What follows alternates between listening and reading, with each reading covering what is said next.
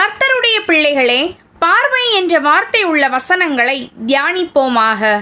இப்போதும் இதோ உமது கையில் இருக்கிறோம், உம்முடைய பார்வைக்கு நன்மையும் நியாயமுமாய் தோன்றுகிறபடி எங்களுக்கு செய்யும் என்றார்கள். யோசுவா 9:25.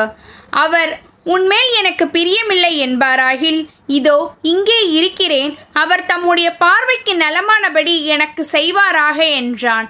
2 சாமுவேல் 15:26.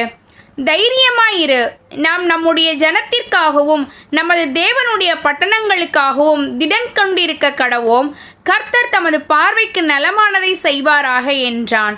1 நாளாகமம் 19:13.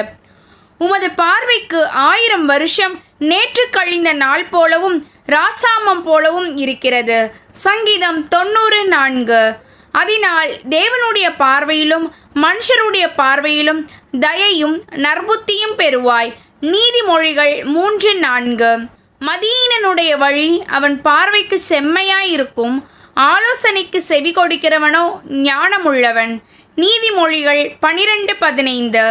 மனுஷனுடைய வழிகள் எல்லாம் அவன் பார்வைக்கு சுத்தமானவைகள், கர்த்தரோ ஆவிகளை நிறுத்த பார்க்கிறார். நீதிமொழிகள் 16:2. பரிதானம் வாங்குகிறவர்களின் பார்வைக்கு அது இரத்தினம் போல் இருக்கும், அது நோக்கும் திசையெல்லாம் காரியம் வாய்க்கும். நீதிமொழிகள் 17:8. ஐஸ்வர்யவான் தன் பார்வைக்கு ஞானவான், புத்தியுள்ள தரித்திரனோ அவனை பரிசோதிக்கிறான். நீதிமொழிகள் 28:11. சூரியனுக்கு கீழே ஞானமுள்ள காரியத்தையும் கண்டேன், அது என் பார்வைக்கு பெரியதாய் தோன்றிற்று. பிரசங்கி 9:13.